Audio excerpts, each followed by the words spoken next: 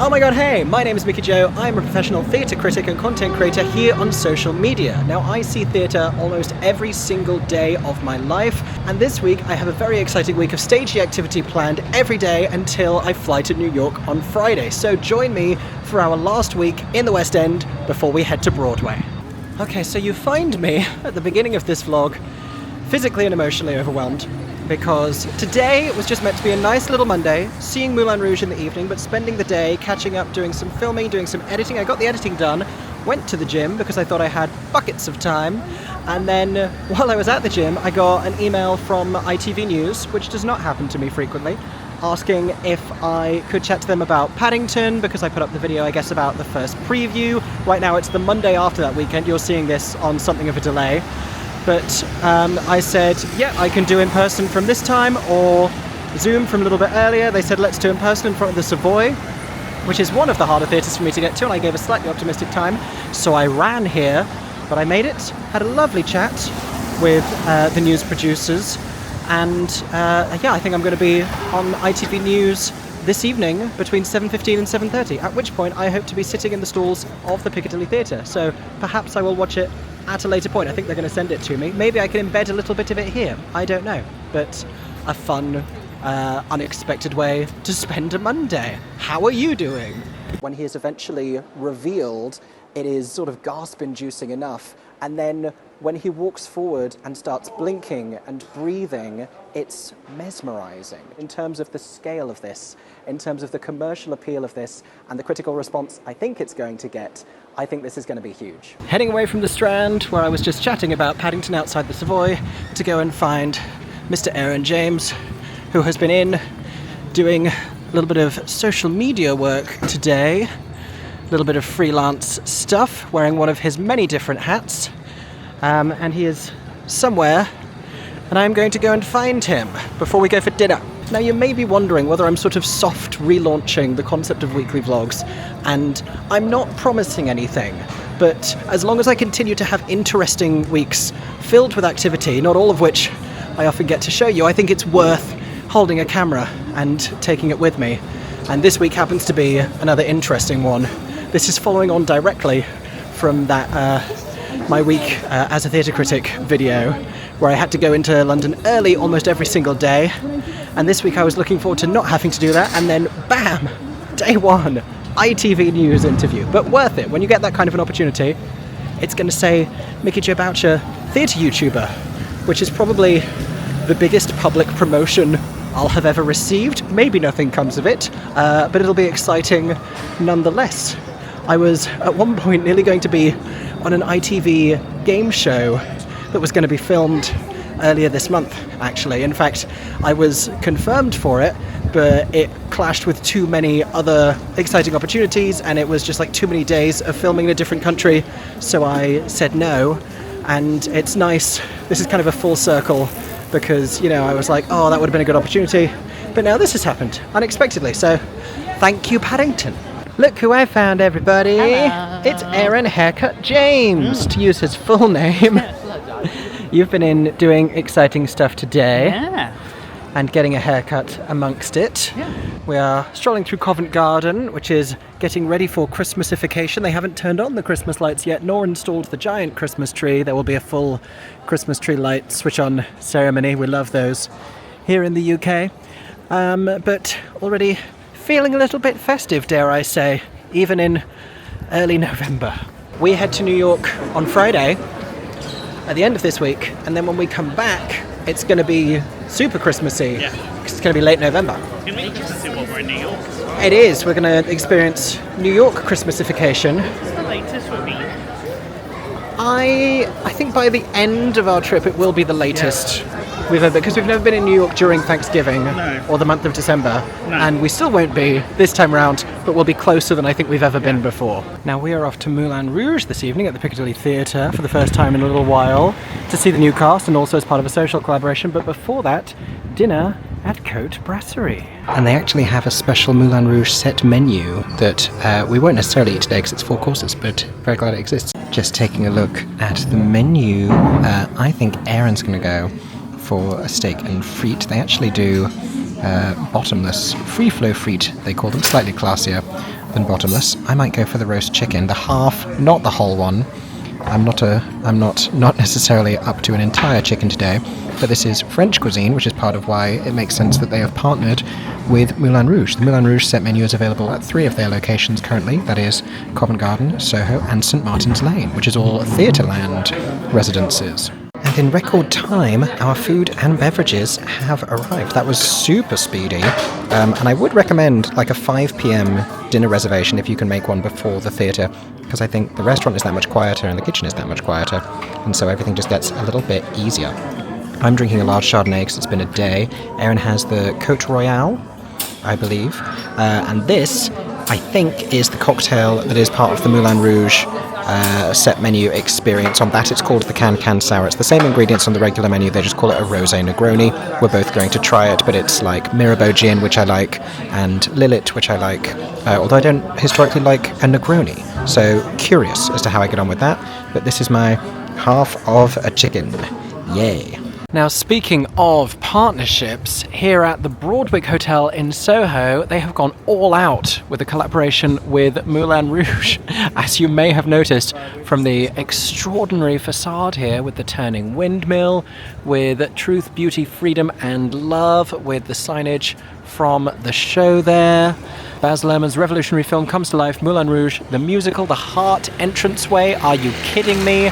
Look at all of this. We're going to get a little bit closer in just a moment, but they are also doing a dining and drink collaboration as well. There is a Moulin Rouge themed menu here at one of their eateries, and also at their cocktail bar. I think they're doing 4 different featured cocktails named for Truth, Beauty, Freedom and Love. Let's get a little closer here and take a look at the artistry of all of this, starting with this heart-shaped entranceway. I mean, Moulin Rouge, truly one of the most aesthetic shows to partner with, because look at the material it gives you to play with. That beautiful neon signage there as well. We don't have, in the West End, nearly as many creative collaborations between businesses, local restaurants, hotels and such with Broadway, with musicals, I should say, as they do on Broadway. They're very good at it in New York, pioneered by a handful of individuals working in marketing who push for those collaborations, and we need more of them in London. If you listen, people are literally walking past taking note of this fantastic installation. It is unmistakable and it's fantastic. I want to stay at this hotel now, and perhaps you do as well. Look at this gorgeousness from the Broadway in Soho. Cheers to them. Thank you for celebrating West End musical theatre. We so appreciate it. And here, looking just as aesthetic, is the Piccadilly Theatre, which for a few years now has been home to Moulin Rouge. Is it the most stylish marquee in the West End? It is certainly a contender. Look at that. Truth, Beauty, Freedom and Love. They used to have an actual little turning windmill on that one there. Now the Broadwick has one. This one has not turned in some time, but the show inside remains spectacular. Once we get in, you will see one of the most gorgeous auditoria in the West End as well. Everything about the design, the aesthetics of this production, the scale, the sets, the choreography, the costuming has always been absolutely gorgeous, and I'm very excited to see it again. My history with Moulin Rouge, the musical, is I saw this production around the time of its opening in London. I might have seen it on press night or around that time in the West End. I then went back with Erin. We got can seats and we saw the 2 original alternate performers, which was fun to see both of them together. Also wild to see it from the can seats. That's an extraordinary experience that I do recommend, actually. I then went back to see the first replacement cast, Jamie Moscato and Melissa James. I think they were the first replacements, and I haven't been back to the London production since. They recently welcomed a brand new cast with Alistair Brammer and Karis Anderson starring as Christian and Satine. In the interim, I have seen it a couple of times on Broadway. I saw Aaron Tveit do it during one of his returns to the show. I went to what was meant to be the second night of Titus Burgess's run in the show. Sadly, he was out, but it was a very talented and hard-working cast nonetheless. There is always something to enjoy about Moulin Rouge. Historically, I enjoy it a little more in London than I do in New York. I don't necessarily know why. I've just had more positive experiences, but I'm a big fan of everyone in the building at New York because they were very kind to me when I went to go interview Jordan Fisher while he was starring in the show. Didn't get the chance to see him, but got to meet him and many of the company who were so lovely and so warm and so welcoming. Very excited to go back to Moulin Rouge this evening at the Piccadilly for the first time in a little while. Just said hello to Mr. Alistair Bremer, who is passing by the theatre that he is currently performing in. Well, not currently, because he's headed off in that direction, but I'm hoping he'll be back. I said, I'm seeing you on stage in about an hour. He said, have fun. I said, you too. So there you go. What a nice way to start the theatrical experience. So surprise everybody, we're actually before the show and during the interval this evening enjoying the Piccadilly Theatre's Ambassador Lounge as part of the Ambassador package, which comes with complimentary programmes which contain information about the show, rehearsal images, and the new cast members there. Thank you so much. We've just asked to check out some of the featured cocktails which we might order for the interval, but on arrival we have complimentary glasses of Prosecco. Cheers to Aaron James, as well as some snacks in the form of these very fancy crisps. Sort of rustic. We have desert salt, if you can imagine such a thing. They are delicious.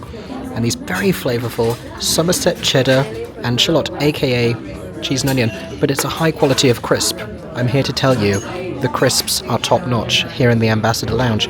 It's also a place where you can leave your bags and coats during the show, which I have found, especially in the winter months, makes the theatre-going experience so much more relaxing. When you don't have to shovel it all under your chair, it makes it easy for you to stand up and let other people past. Speaking of which, they'll be taking us to our seats at around 15:15 so we can enjoy the pre-show elements of Moulin Rouge. But we did this at Paddington the other night. I've done it before at Romeo and Juliet. It's always interesting to sample the lounge version of a show. I do think it's the most relaxing way to enjoy a show. Let's take a look at some of these featured cocktails here. Be interesting to see how they compare with the ones we've tried before on Broadway. We have the Rouge Baby, which is vodka, raspberry, pomegranate and lemonade garnished with rose petals. Oh my gosh.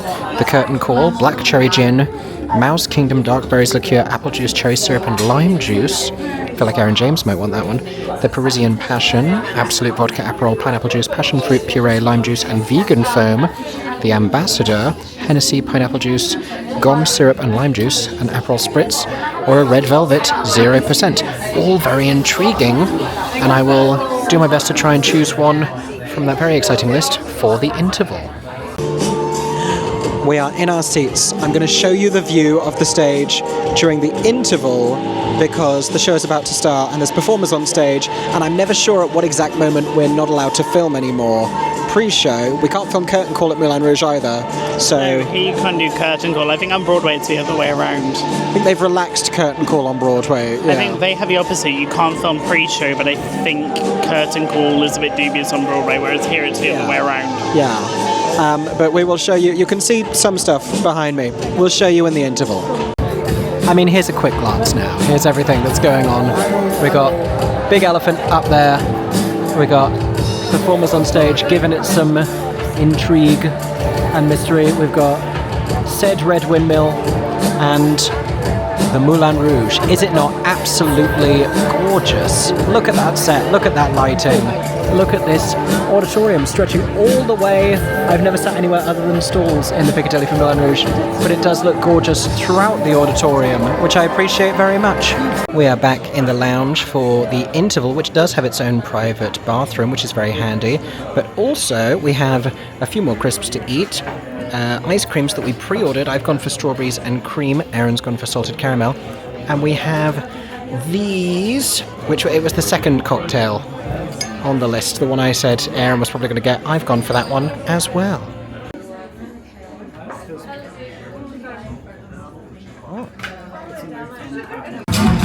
So no curtain call, but I can show you the aftermath of the Moulin Rouge finale, which is confetti everywhere. Absolutely everywhere. It's a good show. It's still a very good show.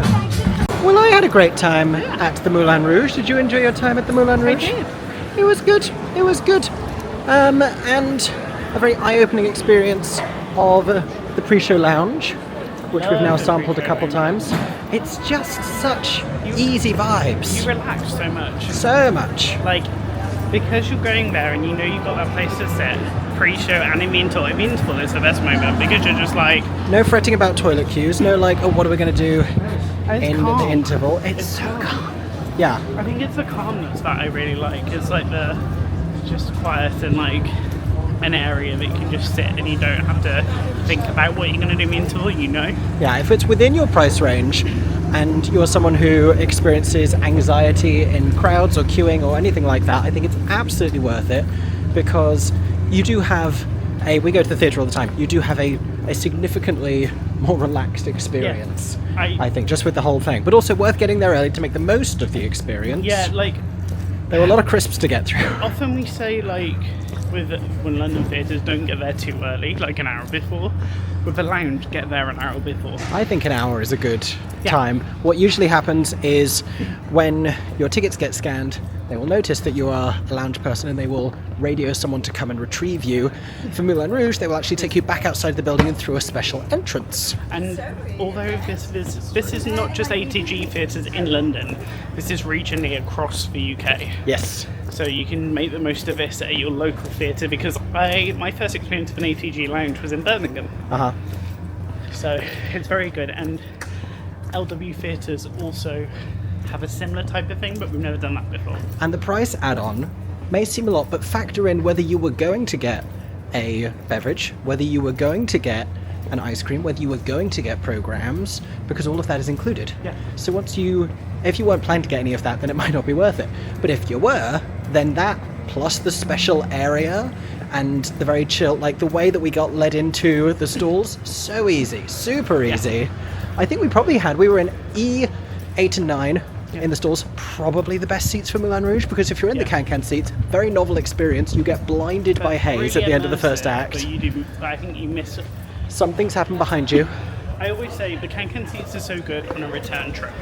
Exactly that. Exactly that. It's not on your first trip. It's not the best overview for the show, but close stalls, real good, especially for like those intense dance sequences. Top of the second act, best Act 2 opener in the West End. Yes, absolutely. We are now heading back. We are walking up to the Elizabeth line, care of Hanover Square, Bond Street entrance. Which is great if you're going to if you need the Lizzie line and you're at the Palladium. Hanover Square exit. Do that. Do not go to Bond Street. Do not go to Tottenham Court Road. Hanover So Square true. is opposite it. So true. That's so handy. Palladium used to be like a comparatively challenging one to get to, and now it's so easy. Since we moved a few years ago, Palladium's easy, Savoy is hard. Yes. But I made it work today. I ran there. This is Cahoots. They're all in. Cahoots. But everybody always tells me you should go. My friends have been. They said good things. Yeah. When we have free time, which is not this week. Don't know that well. No, we've not done nearly enough themed bars, and I think we would enjoy them. Yeah, they're very theatrical. For now, we're going to head home. I don't think I have another video filming in me tonight, but who knows? We will see by the time we get back. I do want to see what I said on the news, because that has aired.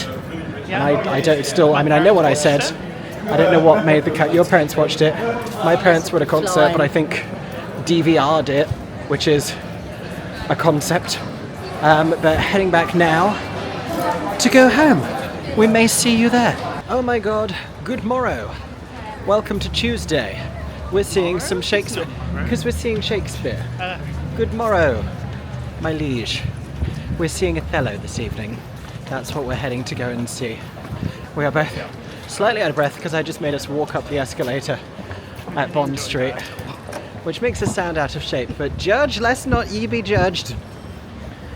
We are heading down. I'm trying too hard. Yeah, we're heading down to go and get Farmer J, which I had last week. It's sort of a staple. It is, for us, especially it's the small that's open. So I walked past the new one that's opening at Tottenham Court Road. That's very handy now for more of your West End fare. You said you found one at Farringdon? Yep, also very easy to find. Yeah. Right next to the station. It's really handy because it's like healthy food, which is appreciated when you need something fast, but also it's like a Subway style thing where you go up and you're like, I'll have that rice, I'll have that main, I'll have those sides, and then they just give it to you and you're paid, so there's no waiting around. You're not waiting for them to make it. Once you're done, you can get to your theatre. Literally the fastest option. We're at the Theatrical Haymarket this evening, which is pretty proximal to the Farmer J at Piccadilly. So, all being well, that works out for us because we've got a little bit of a later train in today. It's already after 6. It's probably coming up to like 20 past. Yeah. Shopping started, so these streets are avoidable at all costs. I don't know if this is shoppers. I think this is, look at how everyone's dressed. This is business commuters. You wait till we're here on a weekend. That'll be the shoppers. And the idea is that we will never be here on a weekend between now and Christmas because in the meantime, we're going to go see some Shakespeare. Going to take you with us. It's been a day. It was one of those days where I woke up and said, I'm going to film half a dozen videos.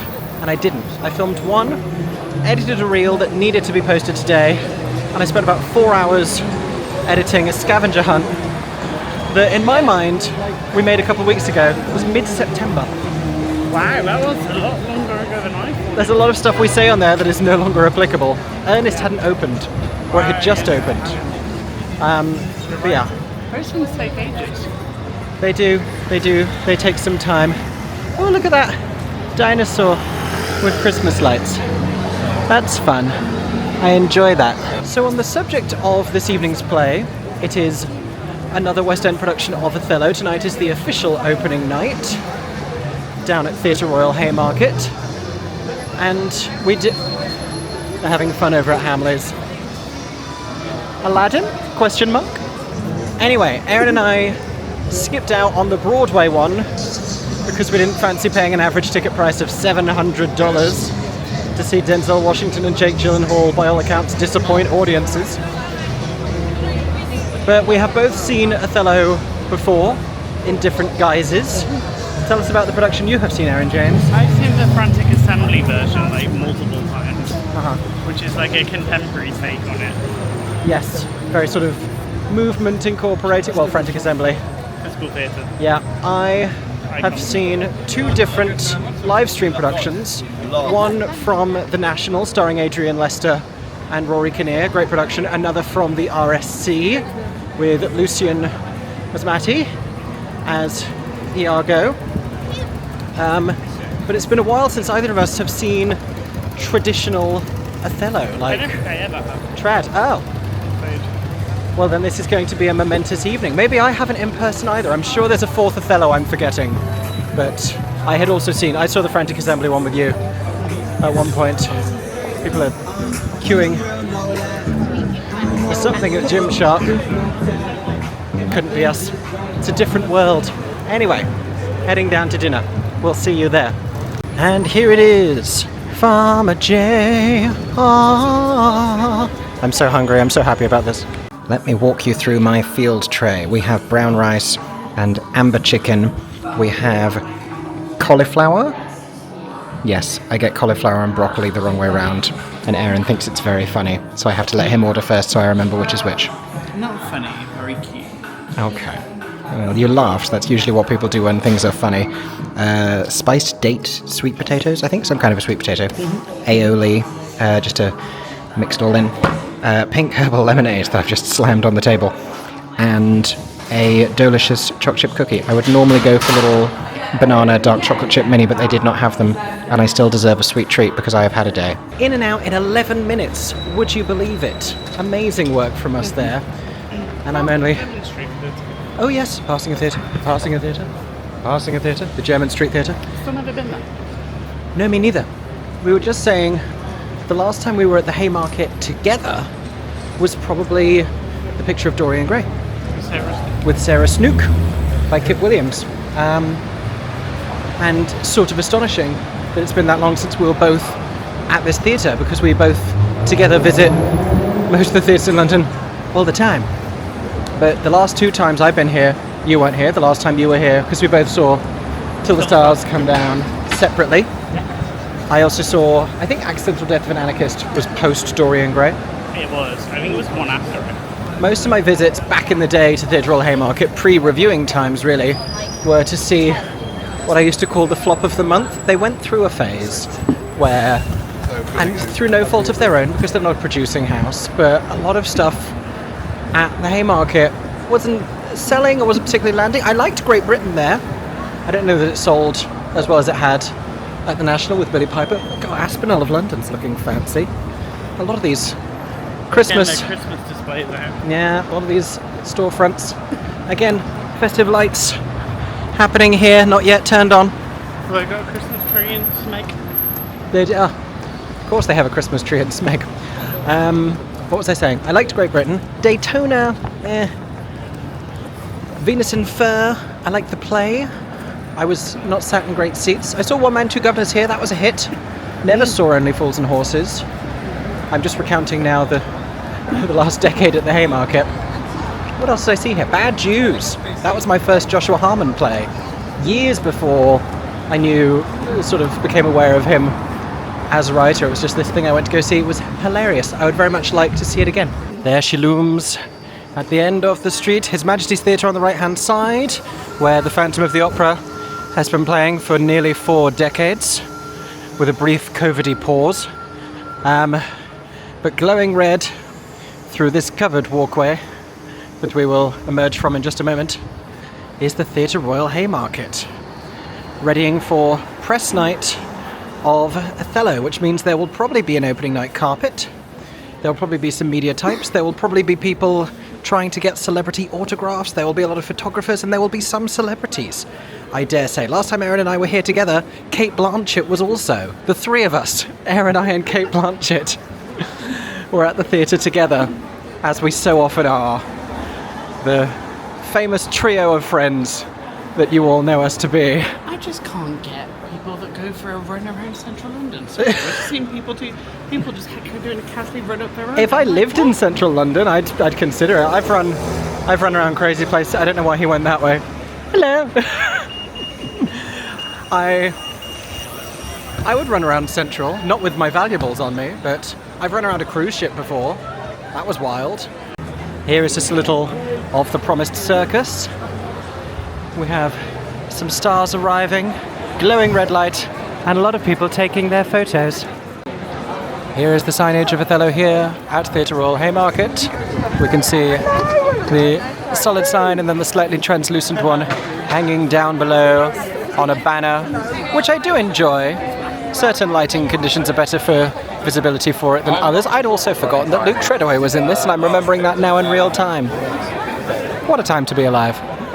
Well, we are here in the interval of the opening night of Othello. This is the interval set design going on here. It was a little bit different before the beginning of the first act, more gold and regal before we headed off to a sort of military zone, and very in keeping with the design of the actual auditorium and the interior here, which is very gold, very regal, a stunning ceiling that Erin James has just pointed out. This is technically a 4-tier theatre. If you can't see the very top gallery, it's because it's at the rear of the upper circle there. Now, I wouldn't mind sitting in the upper circle. I do advise you to avoid that back gallery.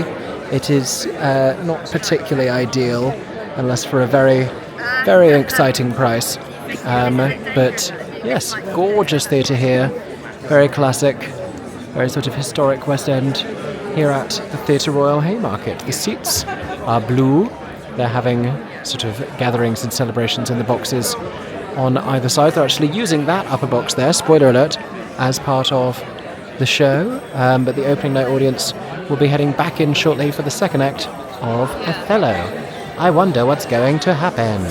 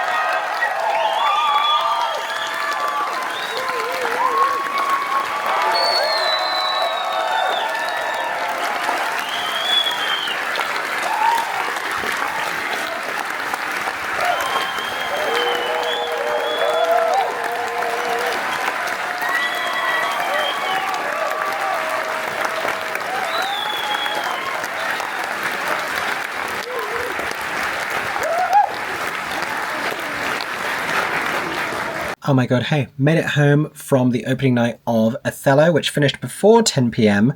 I edited the video I had been working on earlier, got that uploaded, and then sat down to review Othello for what I thought would be 35 to 40 minutes and was legitimately an hour. It is now 1:30 and gonna go to bed because Aaron is heading back into London early tomorrow for a full day of work. I'll be joining him a little bit later on, but I want to get a lot of videos filmed tomorrow before we fly to New York on Friday. There is so much that I need to do, and also to make sure that I kickstart my day with a lot of energy, I have booked myself a haircut at 9:45 a.m. The only reason that I chatted to you right now instead of going straight to bed is to let you know that this is the last time you'll see me with this much hair. I didn't want it to be a jump scare. I have no idea what I'm really going to ask for a haircut, so we'll find out together. How exciting. I will see you then. Oh my god, hey. Haircut reveal. Welcome to my new hair. I like it. I hope that you do as well. We've gone a little bit shorter and it feels very smart. I have a couple of exciting events looming in New York next week, and it feels like it would be beneficial to have a little short, smart haircut. Also, days tend to get long, and it's nice to know that I don't have to spend hours getting my hair ready when I'm waking up somewhere other than my home.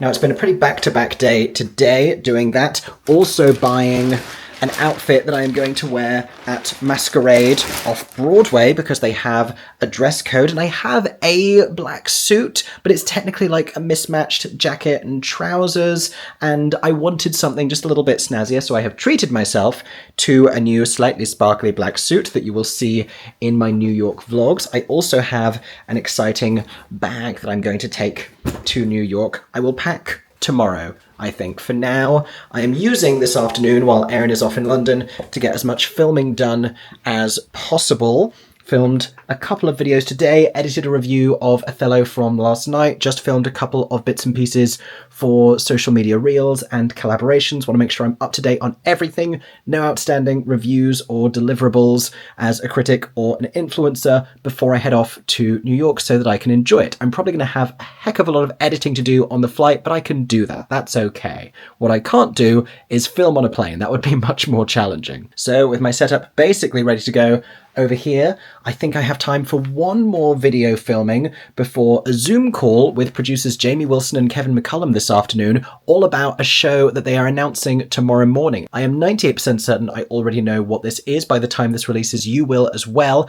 I think it's going to be about Avenue Q returning to London, which is very exciting. I don't necessarily know why there is a Zoom call about it beforehand, but I dare say I will find out. In the meantime, I have enough time to film one more video and maybe do a little bit of editing of one of those reels.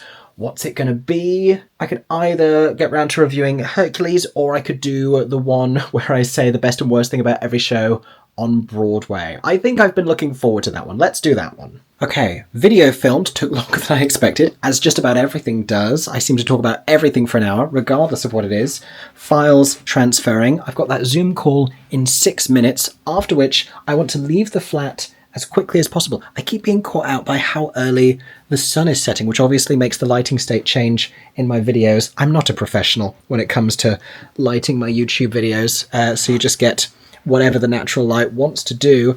But I'm going to pick an outfit this evening, not seeing a show. Tried to get rush tickets this morning for Every Brilliant Thing. It's not got long left of the run. I wanted to see Minnie Driver before we went to New York because we're not going to get a chance while I was having a haircut trying to get rush tickets, which must have looked slightly strange, but didn't manage to. So instead, we're going to go and get dinner with a friend from New York who is currently here doing some work with Aaron. After which, we've actually been invited to an event rather than a show, and it's happening at Lush on Oxford Street, and it's their launch of their Wicked collaboration, which is very exciting. I'm going to try and start getting ready to leave, or do I even have time? Have I spent the time that I had talking to you? No, it's 25 past.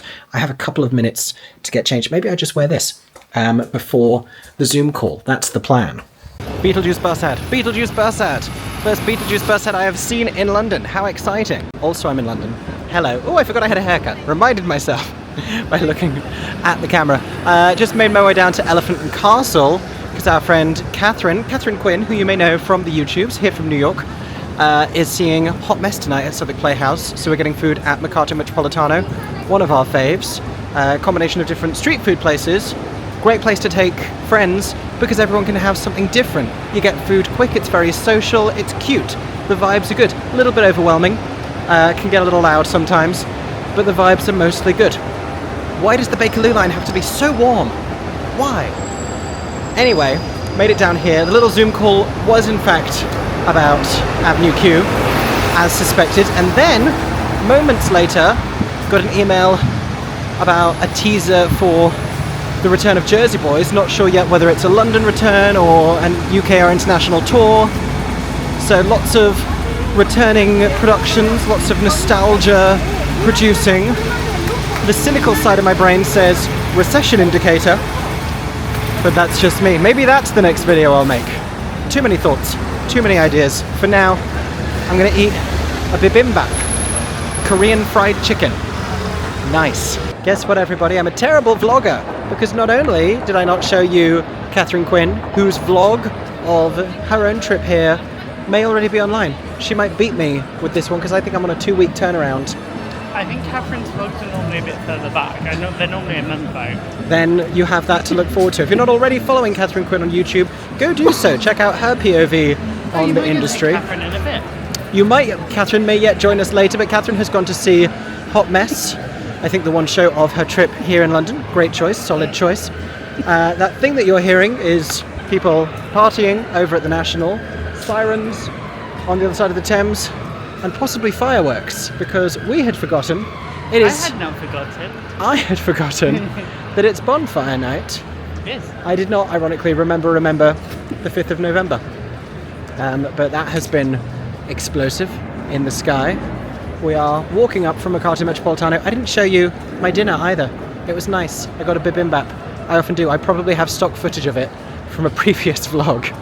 I got the same combination of cinnamon lemonade and Korean fried chicken bibimbap. I didn't have a drink, so I'm thirsty. Oh, I'm thirsty too. I'm hoping they have drinks. They alluded to drinks and snacks at this event. We've been invited to the Wicked X Lush launch party.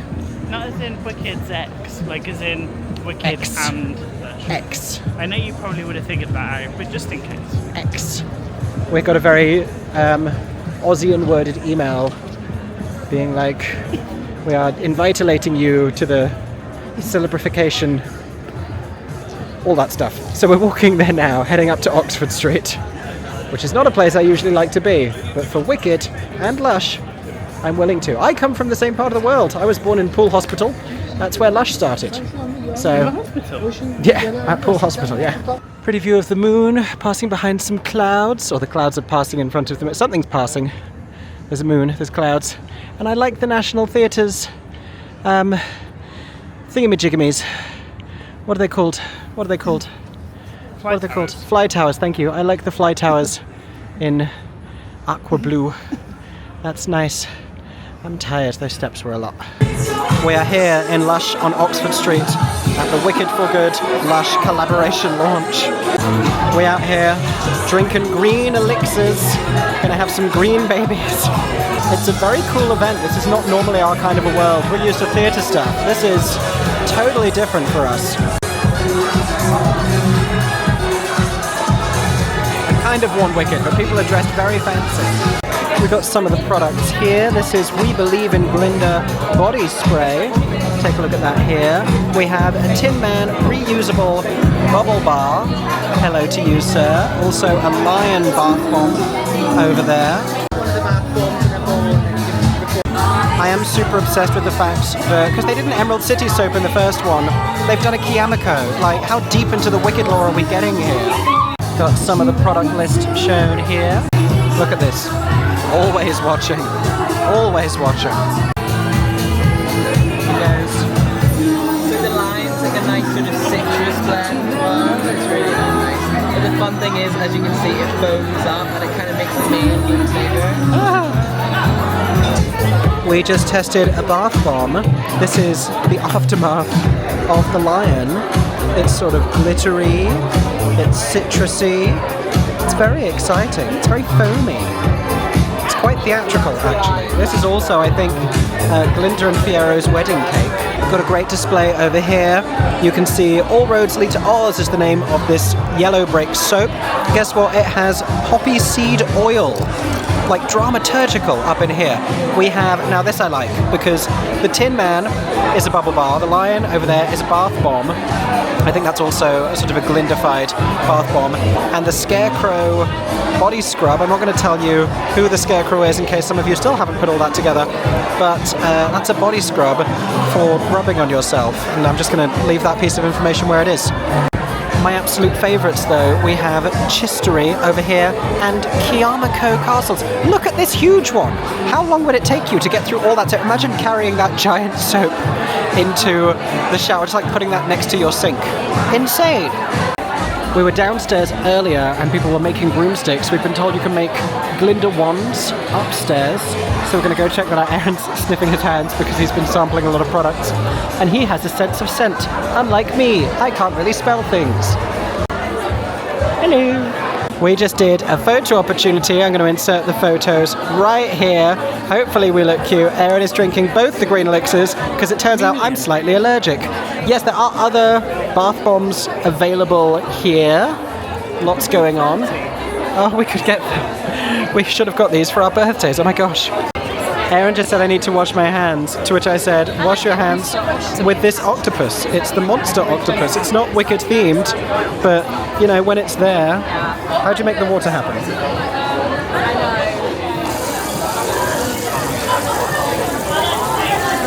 I need to wibble the octopus, I'm sorry, this needs to happen.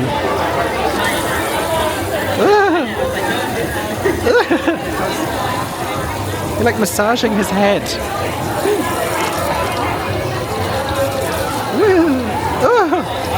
Oh gosh. You enjoying yourself? Yeah.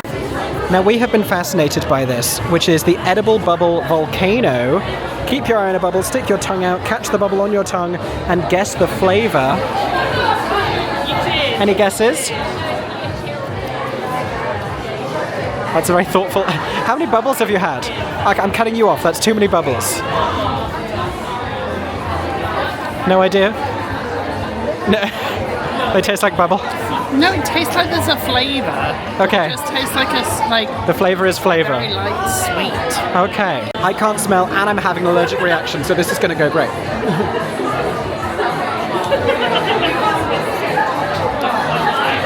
Ooh. No, I have no idea, but it was nice. I caught one with my nose. That didn't work.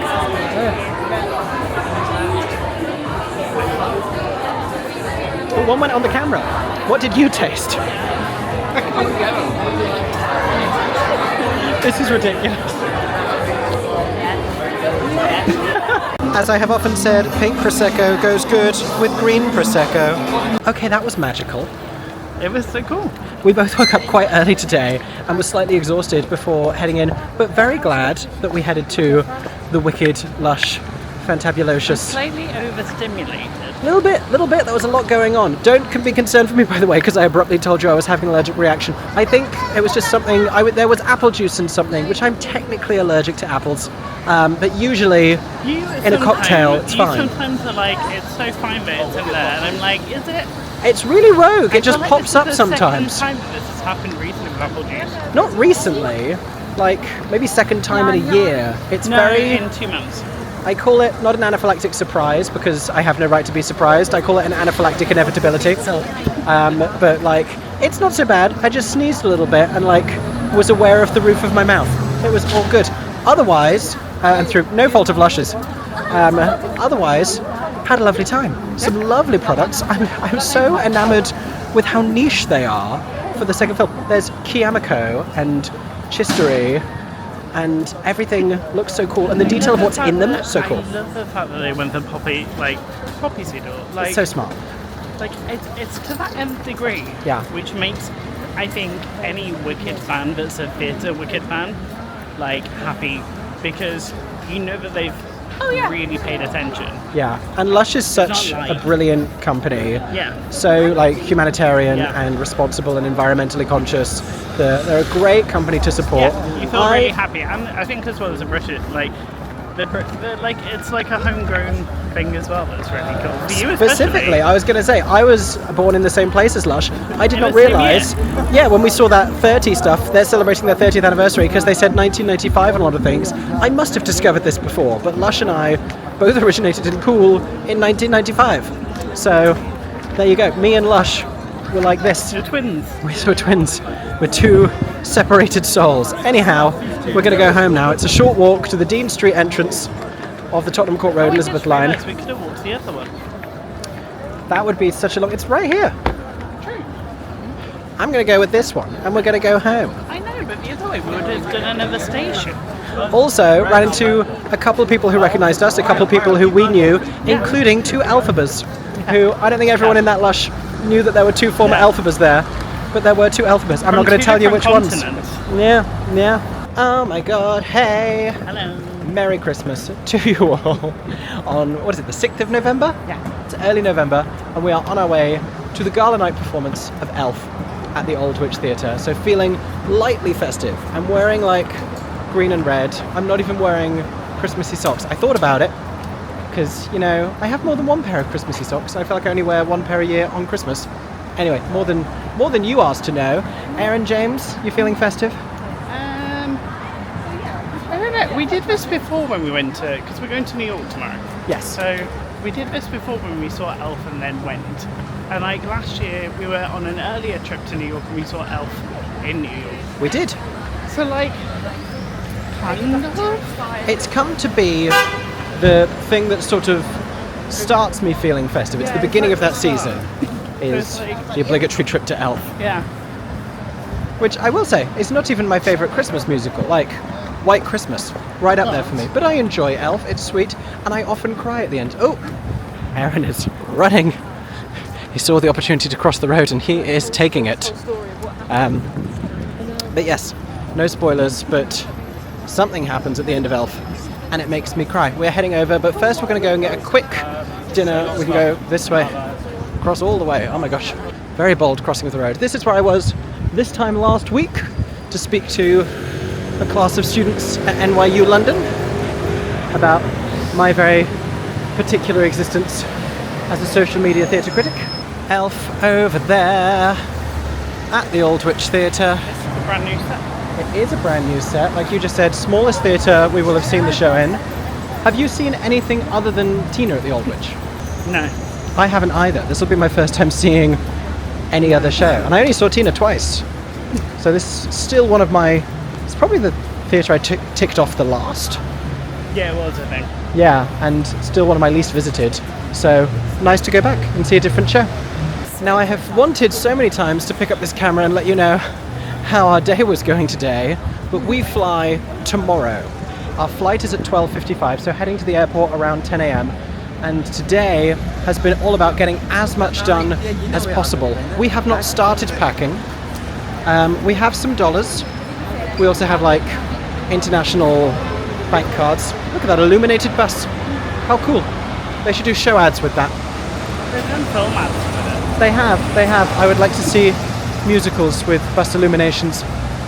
But yeah, I managed to film a couple more things, edit a couple more things, but really up against it for some reason. Also, this is the part you didn't see, is I mentioned briefly I was having a small bit of anaphylaxis last night. Not Lush's fault, by the way. I want to point this out because I forget that I have any allergies, because I barely do.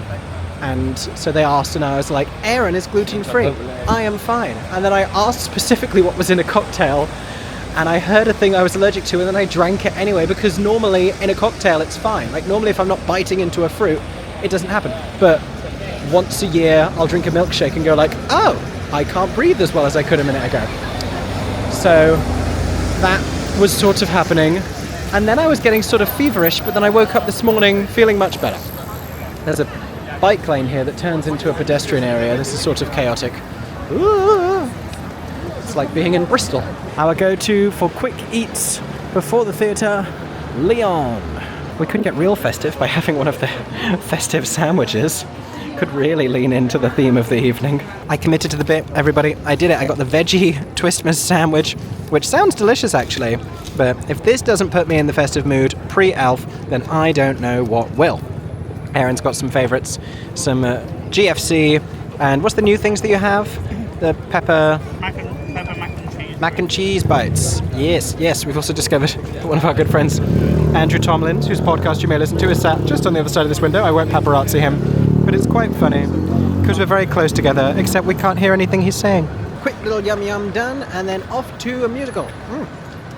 I will show you the view from my face right now as I wait for these lights to change. Down this way we have the Strand, where you can see Paddington the Musical in previews at the Savoy, 6 and Back to the Future at the Vaudeville and the Adelphi. Just over here is the Lyceum, where the Lion King lives. We're heading over this way to give you a sense of what this part of the West End looks like, where you have Mamma Mia, that's that glowing blue thing that you see. Recently refurbished their whole marquee. They had a bit of scaffolding up for a while. She's looking very nice and new now. Turned 26, I want to say, earlier this year, did Mamma Mia? I think that's the anniversary. And then just beyond it, down at the Old Witch Theatre, home for the last few years to Tina the Musical, which closed back in September, we see tonight's entertainment, which is Elf. There's an ever so slightly yellow quality to the marquee light at Elf. It's sort of an off-white. I feel the need to adjust that and do some white correction on Canva or something. Here's a closer look. Let your eyes adjust to the light.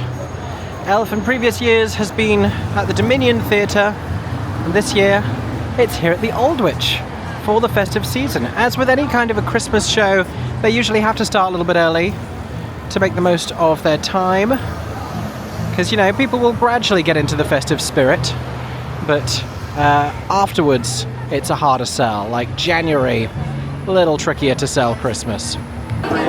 We have headed into the slightly snug foyer of the Old Witch Theatre, all decked out for the festive season, and we have some new and different merchandise here. Every time I see Elf, they have different merchandise. We've got a good overview of it down here with jumpers, t-shirts, beanies, Santa hats, long sleeve t-shirts, socks, pins, brochures, magnets, ornaments, an itty-bitty plush, a book, and a tote bag. And you can see some of those items for real here. Do I need the new plush? Because that looks more like Buddy in the Show than the old plush that I bought before. I'm a little annoyed by that, honestly. We've got the 5 major food groups. We've got a little Elf Christmas tree ornament, which makes a lot of obvious sense. Some nice Elf socks. And then, yeah, some other bits and pieces here. You can see some more of the apparel and the tote bag. Some fun things over there. Got this one here says, OMG Santa, I know him. And a fun beanie. Absolutely, why not? And we are in our seats. We are in C10 and 11 in the stalls of the Old Witch Theatre, which, I mean, you could show me a picture of this theatre. I don't even think I could recognise it. I've been here so few times, but we are here for Elf. Certainly a show curtain I do recognise, and I'd be a little worried if I didn't, but very excited to see the show, especially from so close.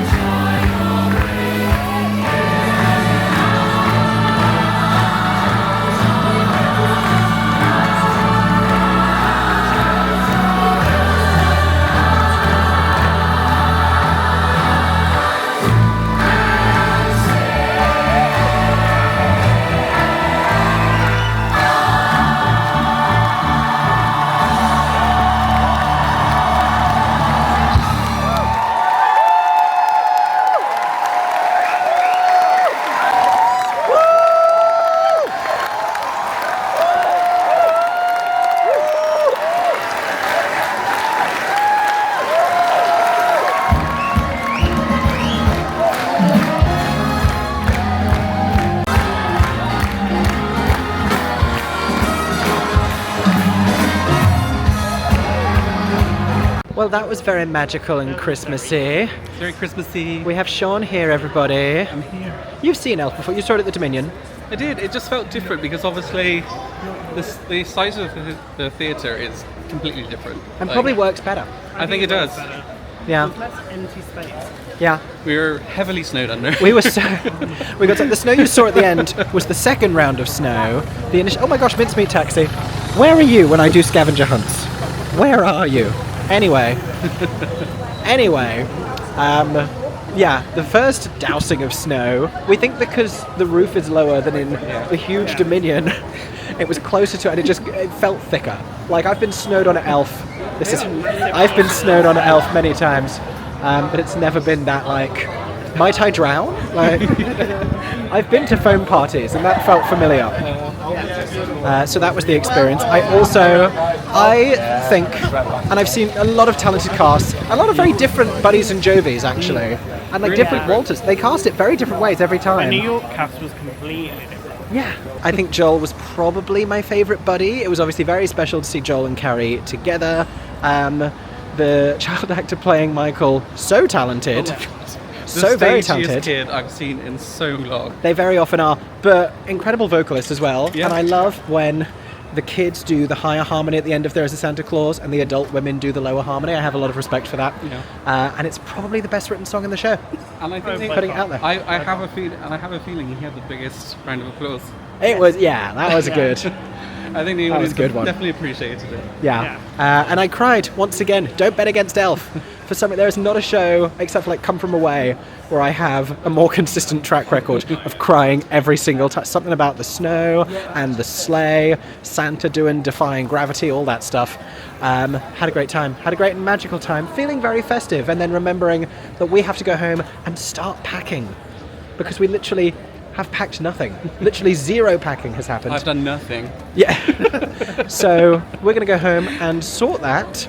And this is going to be the end of this vlog because this is the end. This is the banana pudding place that Aaron keeps telling me about that has recently started here. But as of probably not tomorrow, but this weekend, maybe I'll get real banana pudding at Magnolia Bakery. Not that that one isn't real, but you know what I mean. I will have a taste of New York in New York. I'm very excited. For now, we have to get home and put clothes in suitcases.